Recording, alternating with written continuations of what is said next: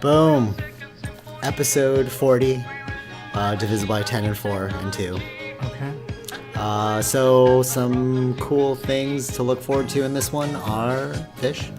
SpaceX, a little bit of update on what they're trying to do.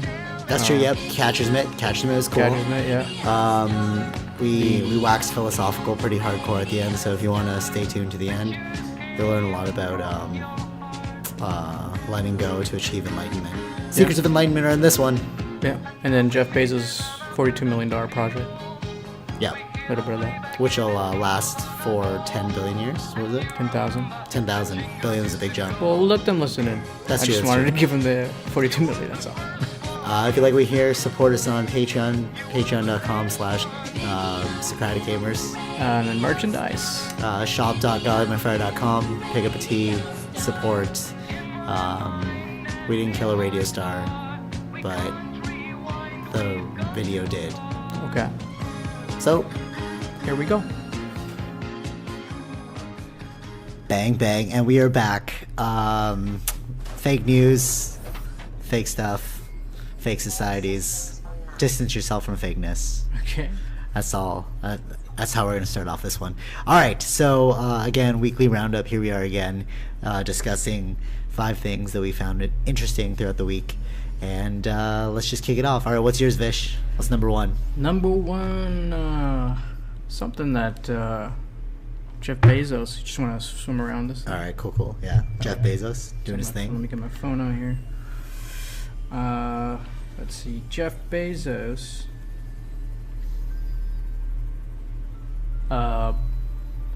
built a $42 million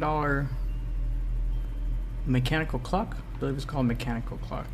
Okay, random. It's like a clock. It's a clock that'll be there for 10,000 years. Oh, that's interesting. Yeah. Wait. So the What's it made construction out just of? Like begins. plastic? No. I don't know the materials. They figured out the materials. Like it's someone here. Okay, Danny Hillis was the original. He proposed an idea back in '95. Okay. Like a 10,000 year clock, a way to think of long-term future. Okay. Of humanity, right? Oh, that's interesting. So it's Yeah. sort of like the Hoover Dam, like not the Hoover Dam. It's sort of like pyramids. If Yeah, so yeah, you know what I mean? Like, it'll Something last that forever. Might last 10,000 years. I don't know. 10 years. All right, cool. At least the plan, they got something like that. Do they know what it's made out of? Like how? Yeah, I think they figured out the materials. I don't know. I don't think they've announced the materials. Okay. But I would assume it would be some sort of like plastic or oil. don't hit too many things. Oh, okay. You're gonna Just break like it plastic up. and oil. Or just get out and swim around. All right, yeah. All right, yeah, it's fine. Continue. So I think they're building it in Texas. Okay. It's some mountain. Like they drilled into a mountain. So it's gonna be fortified in rock. Yeah. Oh, okay, that Yeah. makes sense as to Yeah. how it would work. Yeah. I feel that. Then it'll so they spend they spend a long time like figuring out what can be used. I don't think they've announced what they're using. Okay. But then it's like it's a 500-foot tall mechanism thing. Wow, 500 foot tall. Yeah. Mechanics. It's kind of like it's I don't know. It's 2,000 feet below the valley floor. Like Okay. I guess the. So they're really just building it underground, like. Yeah, that it it's can't inside be... the mountain kind of thing. So how are people in the future So going to find it? visitors, in theory, can view the finished timepiece. Okay. But it's like to get to it is like a rough trip kind of thing. So Okay. like the nearest airport is several hours away by Okay. car, and Yeah. then you got to take a rugged foot trail to the that rises like 2,000 feet. So they really above just the want to valley. like hide this thing in the middle of the earth in order to. Kind of preserve it, I guess, right? Oh, that's interesting. Okay. But it'll be there. So I don't know. think that It'll run- they'd want to make it like stand out, you know? Kind of like the pyramids. Maybe not. Know what I mean? Necessarily. Or I guess like by burying it, that's how they'll be able to keep it like Yeah, it's saying safer for here. longer? He's saying that here on his Twitter is like powered by day-night thermal cycles, Oh, okay. Okay. and then synchronized at solar noon. Yeah, something interesting. Okay. Just That's cool. Just something to leave behind if anyone does find it, I guess. Right, Or right, what will right, happen right. in 10,000 years, right? Right. So it generates its energy off of natural resources, not like. Yeah. Oh, that's pretty cool. Yeah. And it's just a clock. It's like it's a clock. It's like a Timex clock, or is it like a? No. Like it's a like big what kind of- mechanical thingy. So is it like Every 12 hours? I it's not on this article, but I think I read where like every 1,000 years it'll be making the tick. Oh, that's cool. Yeah, it'll be something like that. Yeah, you'll see it. It's pretty interesting when they're building it. Like there's a video. They just started construction on it. So Okay, so he's just doing this in case humanity is over. yeah, but it's like he's also got billions of dollars. What he's gonna do with his money? Oh, okay, so rich So he's people basically, yeah. Well, I see nothing wrong with this. Why problems. wouldn't you do it's this? cheating. Yeah. Like, yeah, I think it's his own money. So Yeah, that's and true. it's $42 million. Ooh, that's a lot of money. He's a billionaire.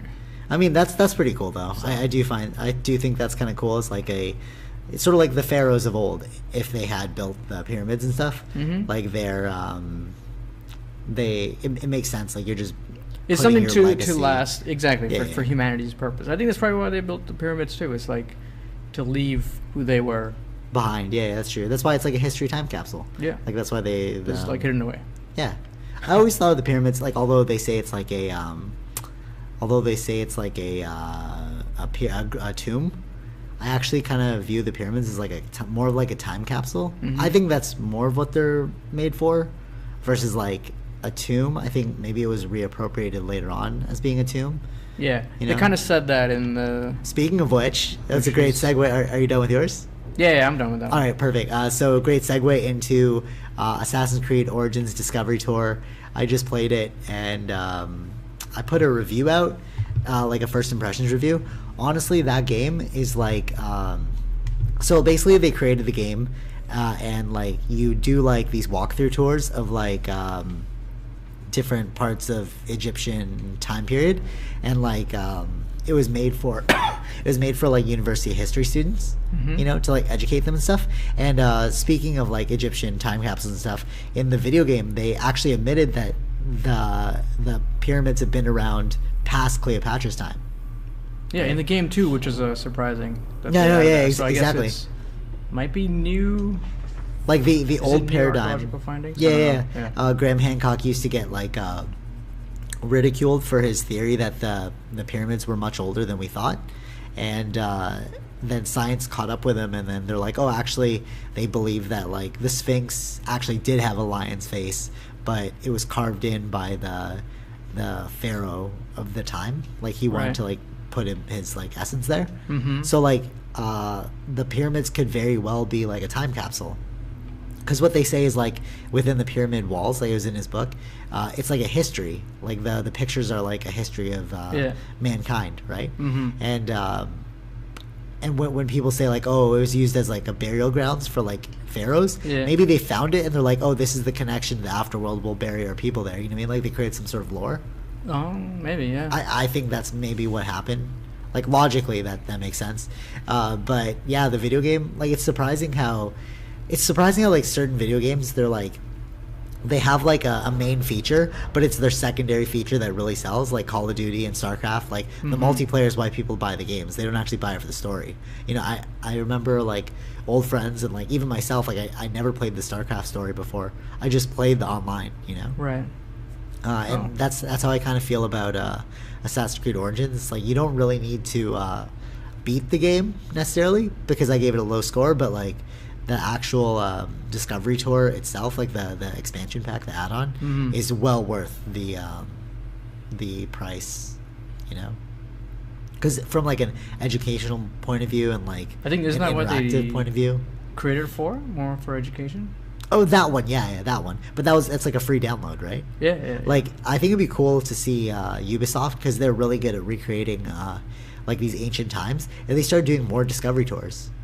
You know what I mean? Oh, Like, yeah, yeah, I or think so. or they do like a, that would be pretty cool I actually. think they have a great chance of doing that because they do all these things in like different time periods, right? All the assassins. I wouldn't be surprised if they. Oh no, I wouldn't be surprised. I really hope that they do this. Yeah. That they release all of the other video games, the levels as like discovery tours. So it's like download the discovery tour of all the past Assassin's Creed places. Right. And then you could do like little tours of like why they chose this and like what's the history of this. Like I think that was the crown jewel of Assassin's Creed during its time. Like it's historical reference. You know, like when the first one came out, it was like they were talking about like Jerusalem and stuff, and you're like, whoa, I never knew these things before, and you're like, is this even real, et cetera, et cetera. And then you find out like you know, parts of it were real, but parts of it weren't. But it'd be cool to like do discovery tours and find out like what exactly is correct in their historical things, just to educate yourself. Yeah. You know, yeah. I think it's a great tool for them. Yeah, for sure. For all people, I think, like all like education based people, like yeah. But like I think if they go in this direction, it'd be very interesting. Like they could use this tool to sell it to universities. That's what I'm thinking. Like that could be the first video game that's actually made for educational purposes. Like there's been other ones. Like they have virtual reality ones where they show you how to like do surgery and stuff. Right. But like for me, that's doesn't seem like how can you really do surgery on a person? Like maybe I guess, but like there's so much to it. But like educational wise, like history, that makes sense. You put on a VR headset, you walk around like ancient times. Right. I bet you they're working on it. I wouldn't be surprised if they're I think they'll see a huge success in this. It's just released, so so we'll see how many people love it. Yeah. I mean, we're talking about it. I love it. No, yeah. I mean, I think anyone with history buff or history, exactly. Yeah, curious about that stuff. Yeah. All right. So what's your next one? My next one. Check out Discovery Tour Assassin's Creed Origins if you haven't already. It's sick. Yeah. Definitely worth it if you don't want to play the game and you just want to like.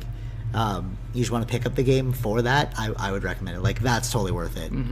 Because like you can go around the city as well. You can like once the tour is actually done, it's an open world, so you can just walk around and stuff.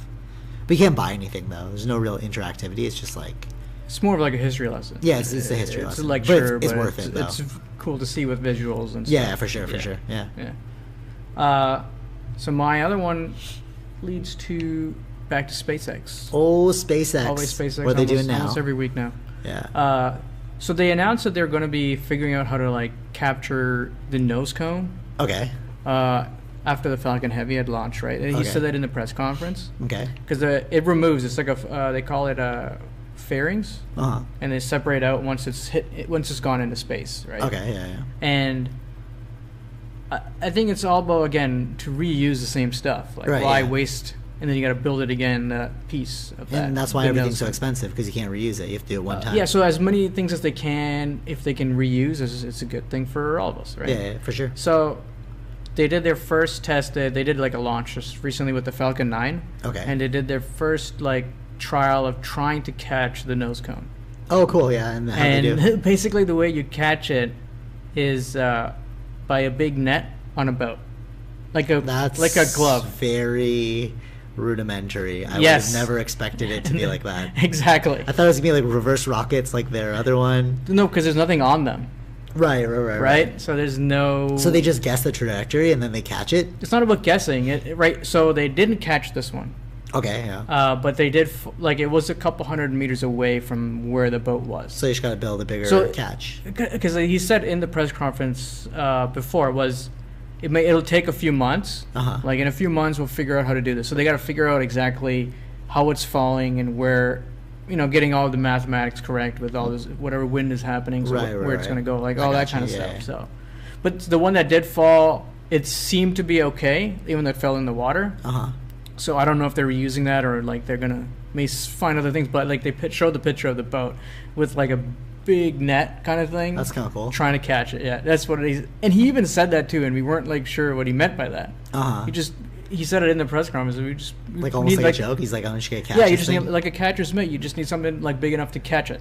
Wow, with the net. It's so funny because he says things that are like you're like I don't know if he's trolling. But he said literally, something like that, I think. But but people are like, I don't know, you could be trolling. How can you?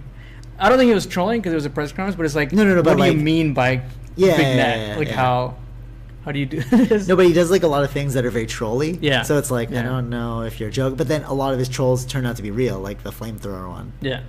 Yeah, that's cool. So I think like that was, again, that's more, even more towards like trying to reuse as much things as possible. So it was a failure, but again, he said that in a few more months they will probably figure this out. Nice. That's really cool. And it'd be cool to see it too, how it's gonna, like, as it falling down, because there's nothing to like slow it down. Right. So I don't know. To decelerate it. Yeah. So there might be other things they might learn too as they try to catch it every now. Right. I'm not sure if they're doing it every launch, but yeah. I wonder if they could do that with like a giant asteroid in the future. Yeah, but you gotta like be able to see. No, I'm just kidding. That's not how they do it. They're talking about like a small enough asteroid. It wouldn't make sense for a big. No, it would. No. It like, because I feel like it would still, the impact would be too heavy. What they talked about for asteroids. Because it already has so much speed, the velocity behind it. Yeah. So what you have to do is you have to alter it by putting rockets on the side, and then you just push it very little out of the way. Like even a small 1 degree will push it off course from Earth. Allegedly. That's one of their theories. Yeah. No, I mean that's pretty much it again for another space news. SpaceX space news. I like it. All right, cool. Yeah, so catcher's mitt. Yeah, it was like a big boat. Okay, cool. So it's like, wow. So it's literally just a boat and a net. And a big net, yeah. Impressive. Yeah. I like it, Elon Musk. I'm not sure exactly the how big the net is. They didn't really say that, but I do wonder. But how does it reverse the impact of hitting the water? Because even though it's in the net, you're still gonna hit the water. No, it'll be caught in the net. I know, yeah, but it's still gonna hit the water. Why? Or no. Oh, it won't hit the water. Oh, the net's not in enough the water. Oh, I see. It's not in the net. The net's not in the water. The net's above the water. Yeah. That's interesting. What about the velocity of hitting the net? Will that not break the net? I mean, I'm pretty sure they're thinking of these things. That's true, but I'm like, damn, how fast, strong is that? I don't know. You gotta have to get the specifics. You gotta talk to someone who's in that kind of field. Yeah, that's true. It's just I don't know much, the science behind it, but if you can just catch it with the net, that's crazy. Yeah, true. So, speaking of science and assumptions, I've been doing like a lot of research now into like dog, because like we have a dog, and I like to obsessively learn about things as we get them, Yeah. And like so I'm reading a lot about new paradigms in animal communication, and it's interesting that like the old method of thinking is like totally incorrect, which is like a lot of things. Like so basically there's like this whole diverging paradigms between Cesar Millan, who's like the dominant alpha male dog teacher, right, aka the dog whisperer, and the Zach George, who is the what's up? No, I mean I think he became big because of the show, and it just because of the show, yeah. But like Zach George totally outs him, but like he makes mentions like in his book, but he doesn't exactly like call him out, but he does call him out in a Facebook post though. Yeah, it's very interesting. So like the old paradigm of like being the alpha to your dog. So he opens the book with like, the reason why I like his book is because it's science based, and if you can like do things with science based, like a science basis, then I'm more likely to listen to you, because the outcomes are going to be more likely to like present themselves, right? Yeah. Using the scientific method, yeah, right? Of course. So like, so Cesar Millan's method is like, he's like, you're the alpha of the pack. You don't eat before it eats.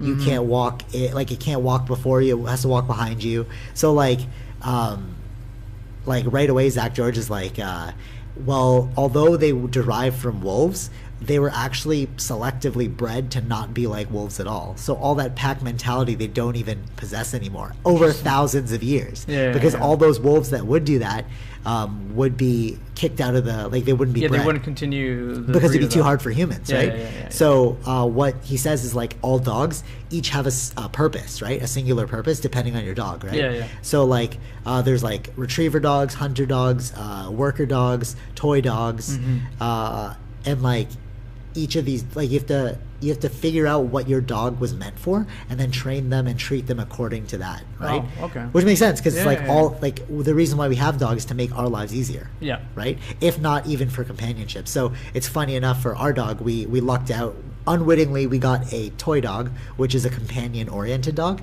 So like what they're big on is like you have to build a bond. He says like all dogs need to be built a bond on.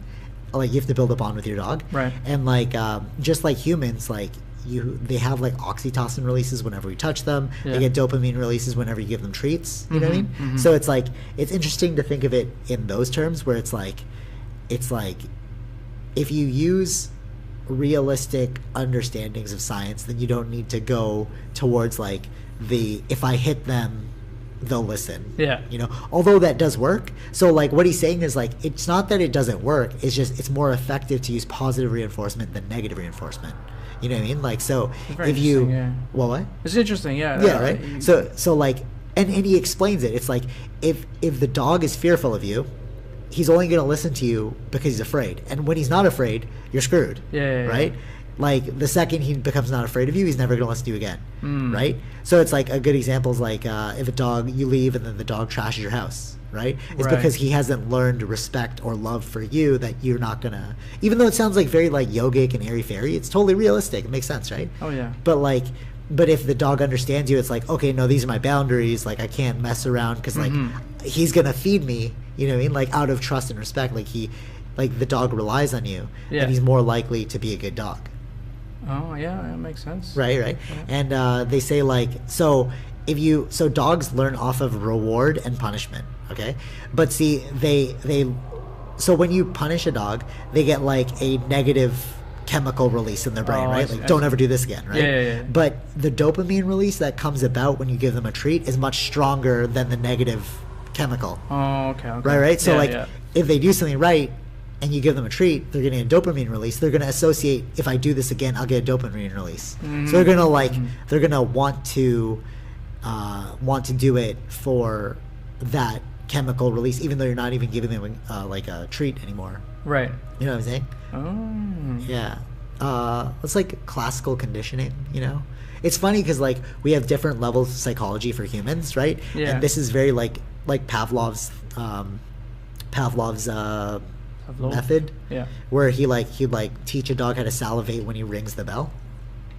Oh, right? I see. Right. Yeah. So it's like it's cool like having the dog, because now you're working with different layers of like conscious understanding. Yeah. Because you can't reason with the dog. You have to use all like in yoga they call it like the heart energy, but basically that just means like you have to not think. You have to just do. Yeah. They're very like do based.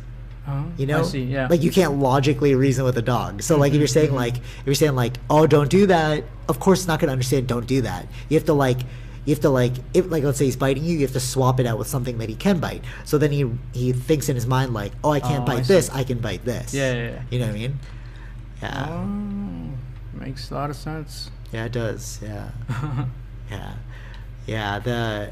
It's interesting how like old paradigms and like you know, like without any scientific understanding, people use like a lot of bro science. You know what I mean? But it's like, dude, this will totally work if I rub my hands together and I like shoot it at you. You're gonna feel an energy field and you're gonna get like hurt by my ki blast. Yeah. And not that I didn't believe in that. I mean, I believed in Dragon Ball Z before. Me and Brentley used to like rub our hands and try and create ki balls. The psi balls, and try to shoot them at him all the time. Yeah. But then you realize like, no, it's like an electromagnetic pulse that we emanate through our hands, that we make ourselves believe we're feeling. Right. You know? I'm not a big believer in chakras. Like from a psychological perspective, like if you look at like chakras as like baser animalistic thinking, you know, like survival, like dominance, these are all chakra traits. Yeah. Like that makes sense to me, but it's like, oh, if you just like, if you're feeling very survival oriented, just open your hips. Because that's where the root chakra is, and the root chakra like controls survival instincts. Okay. It's like I don't think that's real, bro. Like that. Maybe it's real, but you gotta prove it to me with science. Right. You gotta show me the studies of like where it's happening every single time. And if people are like, no, you gotta believe it in order for it to work, that's called a placebo effect. That's not actually science. Yeah, that's the placebo. That's so very much real. Placebo? Yeah, that's a scientific reality. You know what I mean? No, I know. I mean, but people really forget about that. The idea of placebo. Yeah, they don't. Like we don't think of it normally. Yeah, we don't, because we don't think that our minds can fool itself into thinking a thing. Yeah. You know what I mean? It's like you have to. But it's funny when you take that away from somebody. You watch them like fight to like keep something going. You know, it's like, no, that's not correct. And then it's like, no, but it is because of this. It's like, well, here's the science. No, I still don't want to believe it. Speaking of which is a great segue into our next topic. It's more of a philosophical one for this week. When is it an appropriate time to let go? So like, let go of things, let go of like paradigms. You know what I mean? Like, well, something you believed in, or like, just anything, like a relationship, a thought, an idea. Like, you know, thoughts and ideas are pretty much the same thing. But like you know how people say like we have to live presently? Yeah. Like a lot of spiritual teachers will say like you have to live in the moment, you have to live presently, right? So if that is the case, then you have to be willing to let go at every moment, because in the present moment there is only what there is. Yeah. You know what I mean? So if you're not willing to let go of the past, then you're not actually living presently, like all the teachers would say. Right. Does that make sense? Yeah. You know what I mean? It's like, but that's also how you should think as well. It's like, oh, the earth is not flat, it's round. And then if you're not living presently, then you're constantly holding on to a paradigm that's from before. Yeah. You know what I mean? Like a lot of things are like that. You know, but that's speaking from a completely like psychological belief system perspective. But like, what about like even relationship ties? Like, right. I feel like you need to be able to like let go in every moment with that too. It's like, you know, that old quote is like, if it's not serving you, let it go. Yeah. Right. It's like, that's the only way to live fully. Because like, we only have 24 hours in a day. Why waste your time with things that you don't like anymore? Well, yeah. You know what I mean? Yeah. But you were a big teacher for me in this one. Like, well, to say teacher is like very like, it's very esoteric too. It's like you showed me through your actions that like this is the best way to be. Right. You know, because it's like, if it's just not great anymore, like why do you keep doing it? Yeah. Why do people keep doing it? You know, it's like. Of course, there's a lot of other reasons, but if you have the opportunity to you're right. That's true. You're right. Because I'm about to say, like, if it's a family thing, you can't really let go of that because it's just family. You got to let go of the thought behind it, but you can't really let go of the family because it'll always be your family, right? Or kind of like change your opinion on why you're doing it. Yeah. Versus being, always being upset or suffering from this job or whatever, but like you're doing this for your family or that's true, for their betterment. It's, if you live it that way, I would say you're gonna have a little bit more better. Wait, actually, that's funny that you say like it's all about like thought perspectives, right? Yeah. So like people here are like, yo, why would I be paid $5 a day to work in a factory, right? But then people in China are like, no, this is the best job in China. Why would I not want to live here and work here?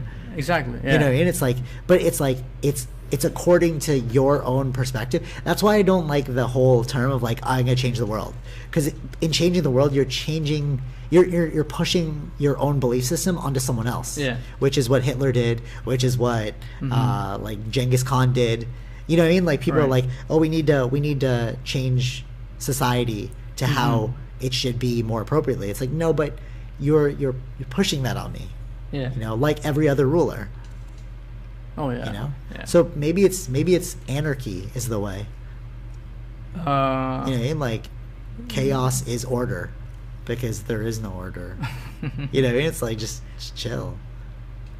Possibly, yeah, but I don't know. I think that can be misinterpreted to many things, though. Yeah, that's true too. Like it's hard when you talk in like indefinites. Yeah. Like you're like, oh no, you should be like this, you should be like this. Even when we talk about like letting go, it's not exactly correct. It's just like you got to be guided through intuition. Yeah. It's like, does it feel right? Yeah. Yeah, I think that's the definition thing also, right? Definition? Like exactly what do we mean by that? Not for sure. So you really gotta like, which is funny because there's in any one definition there's always multiple definitions, because like we'll read two things and we'll interpret it differently because each person interprets things based on their past exactly. Think of that means, it's like when we both look at the color red, right? You're looking at red, but from your perspective of red, you're like, it's reddish, and I'm like, oh no, it's really red. But it's like, it's according to what you've come up with. There's no singular thing that is like accurate. Right. We can even if we both look at the exact same thing, we're looking at it from two different angles. So it's different perspectives still, It's like, no, I looked at it from the left side. Oh, you looked at it from the right side. Oh, it's like just different it's perspectives. You know what I mean? It's like 10,000 eyes, 10,000 universes kind of thing. You know, you'll never agree upon one. But that's why it's important to always let go, because you have to that's what I'm saying, right? It's like in letting go all the time, you're like looking at something, and then if he's like, no, it's this way, and I'm like, no, it's this way, but you have to let go and be like, all right, man, whatever you think it is, but I think it's this way. Right. So I'm gonna follow what I think it is. That's almost how life is, you know what I mean? It's like we're all on this like journey, and it's like, at least this is how I look at life. I look at life like this. It's like I'm headed in this direction, and anybody that's also looking at the same direction as me can come along. Right. But if you're not looking at the same direction, I'm not gonna associate myself with you, because you're pulling me away from this direction. Yeah. You know what I mean? Mm-hmm. Yeah. Yeah, there are some. Yeah. But that's a really hard thing to do. Even saying that, it's like people are gonna be like, "Oh, let me emulate that." It's hard though, because it's like you have to be willing to let go again. Yeah. Because letting go is the most pivotal point of that. You know what I mean? How do you look at life? I don't know. I mean, like, why after how long have we known each other? 20. I don't know, a long time. So 28 now. I don't know, like 20 plus years. 20 plus, or just 20? Probably. Maybe something like that. Yeah. Yeah, we're like little kids. So why are we still hanging out? And why are we like talking on this podcast? I think what we had was something a lot of people don't like. We do have a lot of different opinions on things. Oh yeah, we do. Yeah. But we respect each other's opinions, I think. That's true. I think that's a very important. But thing that's the letting go, because I'm not holding on to my opinion so tightly that I can't let you be in my world. Yeah, like you shouldn't make. No. Hold on, wait. No. Let me fix that actually, because we are all letting go in every moment, we can do that. But if one of us is like, no, you're all wrong, I'm right, then he would just naturally leave. Exactly. That would cause friction amongst us. Yes. That's really what it is. Yeah. That's probably what adaptability is, being able to let go. So the most important thing to do is let go, right? It's like what's that? If there's a obstacle, no, what? It's like if there's something in your way, you have to realize that you are the one that's perceiving it as something in your way. Mm-hmm. You know what I mean? And like, if you can let go of that, like perspective of like it being in your way, then you can move freely, because maybe it's not in your way anymore because you let that go. You know what I mean? Like you that's why it's important to always let go. Yeah. You know, not only in your actions but in your like mindset too. You know what I mean? Because there have been like so many people. It's funny that we talk about the friction. There have been so many people that have hung out with us, like not just you and I, but like there's like the select core that's always willing to let go of their own opinion and allow the other one to have their own opinion. Mm-hmm. That's why our select core is still like strong. You know, even if we haven't seen them in a long time, it's like as soon as I see you, it's like, hey, what's up, man? Because I know how you're gonna treat me. Right. You know what I mean? But like, if it, like I remember like multiple other people that were very like not open-minded. Yeah. Wow, speaking of open-mindedness, that's totally what open-minded is too. Like having no hold on anything. Yeah. Did we just like crack the secret of the universe right now? Like I just like thinking about it, it's like no, it's all about letting go. I mean, like all the enlightened people said it too, like Buddha and stuff. He's like, you have to let go of your own thought, whatever. And like I always thought of it like you're thinking too much. That's what he meant. Mm-hmm. But now that I think about it in this context that we're talking about, it's like, no, it's really just about letting go. Yeah. You know what I mean? Like, let go of everything. Mm-hmm.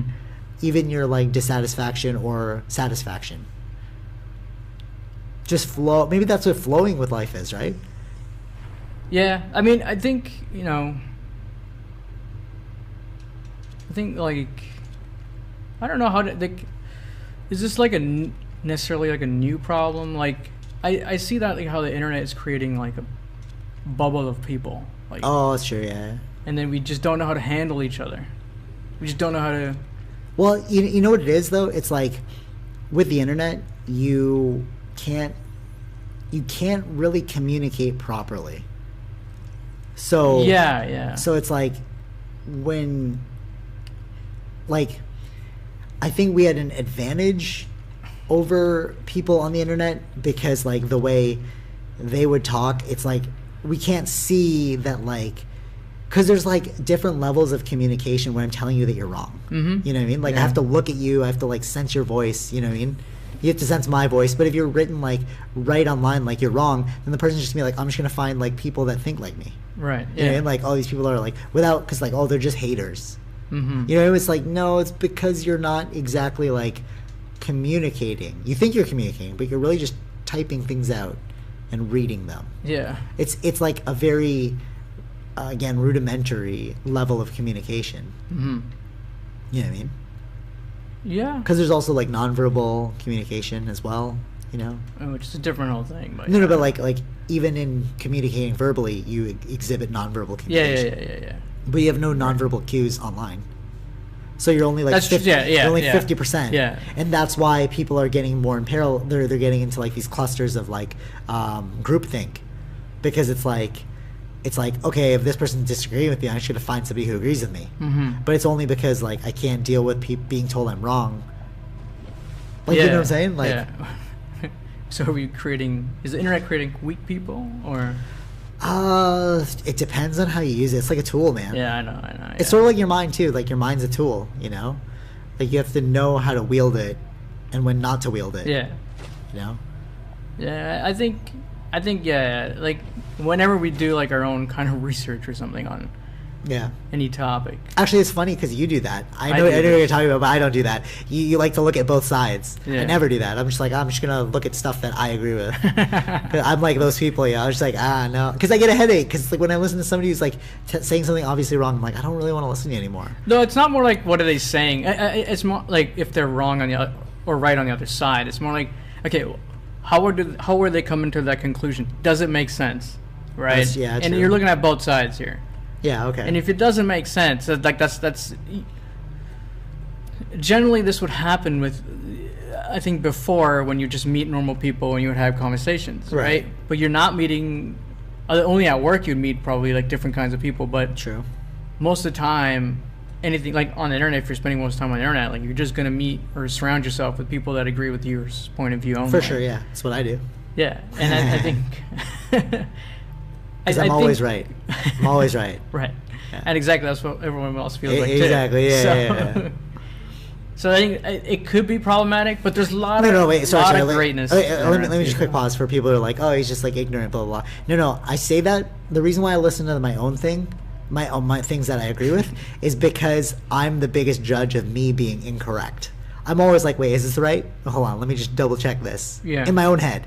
But I feel like people don't double check things, you know? It's like. But that's critical thinking, right? That's what I'm saying. Like I critically. That's why I only listen to the things that I know are correct, because I'm like, I'm already thinking in that manner where it's like, just educate me. Yeah. You know what I mean? Right. Because I've already thought this through. It's like, well, what is the science behind this? What is, you know? You know, it's funny when people like when you get like the mysticism and then the scientist, and then the mystic is like you can't just always rely on science. And I'm like, that's how cults are built. Right. You know what I mean? It's like, okay, if we're not gonna like have some system in place to objectively check if I'm right or wrong, then I could just say anything. And the only way you're gonna like beat me out is through your level of charisma and getting things explained. Right. You know, if I'm more charismatic than you, people are just gonna listen to me. Right? But if science is there to be like, no, you're wrong, then it doesn't matter how charismatic or like however you conduct yourself. You'll just be wrong. Oh yeah. That's why science is the great like divider, but that's why mystics hate it, because mystics rely a lot on what you can't see and what they want you to believe. Oh yeah. God is in the mountain. It's like, why? Because I'm wearing a robe and I have a staff. I'm telling you, God is in the mountain. You know what I mean? It's like, well, where's the science? It's like, science is the devil. To think is actually, that's funny, because like in the Garden of Eden, like the snake, that's what the Gnostics believe. The tree of knowledge. Yeah, exactly. The Gnostics believe that the God of Abraham is actually the evil one, and the devil is actually the good one, because Adam was like, oh, like tell me about like I want to learn. No, it was Eve. It was Eve, right? Who ate the apple first? She's the one who wanted the knowledge, and then the snake was like, no, I'll tell you whatever you want to know. It's the woman's fault. Yeah, there you go. And that's why it's a patriarchal society, and women are second class in those societies, allegedly. Right. Yeah. But you know what I'm saying? It's like, why is knowledge a bad thing? You know what I mean? The quickest way, I think you told me this, the quickest way to become an atheist is to read the Bible. Oh yeah. Because it's like, it's not just me who said that, but yeah. But if you actually read it, it's like, you tell me what you think. You know what I mean? Yeah. And then that's the not letting go part, because it's like, oh, I can't let go of my old thought because this new information is in my way. Right. Like, because I don't want to accept this new information. Yeah.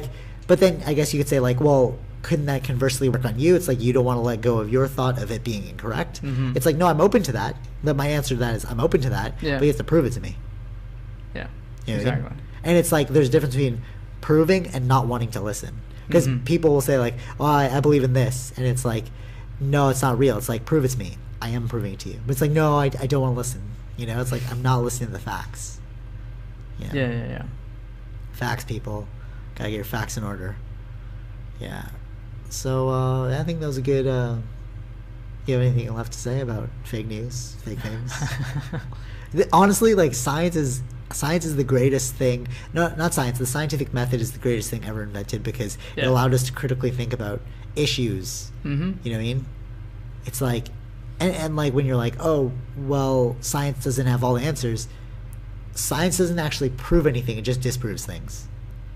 Right? Like science is never stating things. You can only present things that disprove a scenario. That's what science does. Yeah, it's more like testing hypotheses. Yeah. And you might just not have the tools available to you yet to prove something. Like all these people like, exactly, I'm into like energy balls and energy beings and like chi and like, you know, whatever. And it's like, sure, maybe you don't have the tools ready to measure those things, and just make the tools then. You know what I mean? Like when you make the tools, if it's so real to you, then just make the tool to prove it to yourself. Yeah. But it's like, no. But they're not the ones who are pushing that, you know what I mean? Like that's where science is. That's why there's cult leaders, man. Creating like, I can float technologies that they can test and disprove their own theories that happened before. Exactly, yeah. Yeah, but they're not willing to do that. No, they're not willing to do that. It's like, but that's the letting go part. Like scientists, that's why I love scientists, because some scientists. Well, of course, but they're all human, right? They're all human, yeah. But scientists are all about like letting go.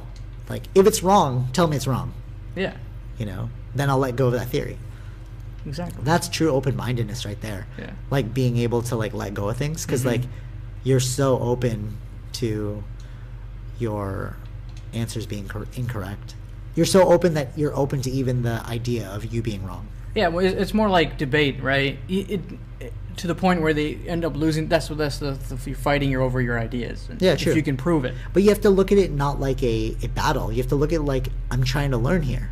You know what I'm saying? No, of course. No, I know. But like people who like debate and they get so angry because they're like, oh, I lost that debate. It's like, no, like you learned something new. Yeah. You know, it's sort of like jiu-jitsu. Like if you... It's debating over facts. It's not like... It's debate sometimes is different too, right? No, depending on the topic. Right. Yeah. But even in like jiu-jitsu, it's like, you don't lose, you learn. So it's like if I get choked out, it's like, no, just don't do that again. Yeah. So it's like... Yeah.